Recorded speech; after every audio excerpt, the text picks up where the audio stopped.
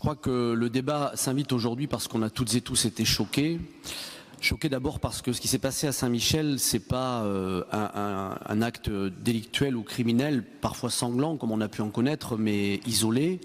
C'est une action collective qui donne le sentiment d'une lutte de pouvoir territoriale. Je dis qui donne le sentiment, nous n'en savons rien à ce stade, mais qui choque profondément parce qu'elle est destinée à intimider et au fond à dire d'une certaine manière, ici, les lois de la République ne s'appliqueront pas. C'est ça qui choque, je crois, profondément et qui fait qu'un cap a été franchi. Le choc vient également du fait, pour nous élus, que vous nous avez expliqué qu'à Saint-Michel particulièrement, avec un GLTD, des moyens, etc., avaient été mis en œuvre et que la situation s'était améliorée.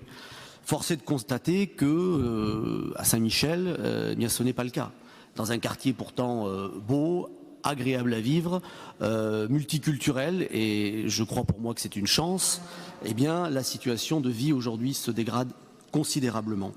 Alors lorsqu'on vous propose plus de moyens, avec un plan d'action qu'on a déjà évoqué ici, et lorsqu'on met en lumière l'une de ces actions, à savoir l'armement de la police municipale, on n'a pas du tout la prétention de dire que c'est la recette miracle.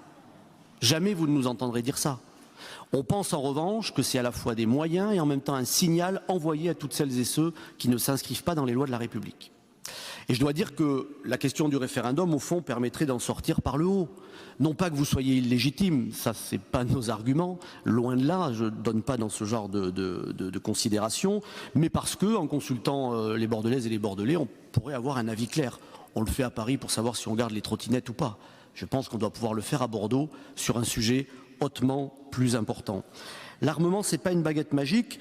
Je pense que le désarmement ne serait pas non plus une baguette magique, cher Philippe Poutou, comme parfois je vous ai entendu le défendre. Évidemment qu'on a besoin d'une police armée, évidemment qu'on a besoin de ces moyens supplémentaires. Alors vous dites, monsieur le maire, dans la presse aujourd'hui, ça mature.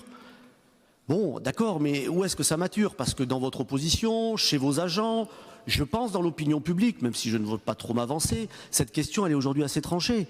Alors si ça mature chez vous, bon faites comme la vidéoprotection. Vous aviez dit que vous ne la développeriez pas, vous avez décidé de la développer massivement.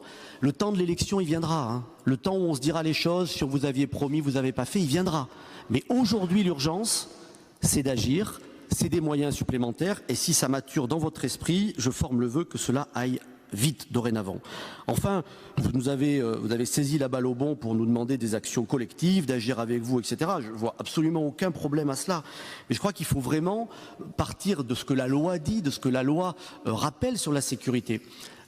Votre adjoint à peine installé avait été corrigé par plusieurs profs de droit constitutionnel sur X, le réseau social, où on lui rappelait que non, ça n'est pas la seule compétence de l'État, la sécurité des personnes. C'est une compétence partagée.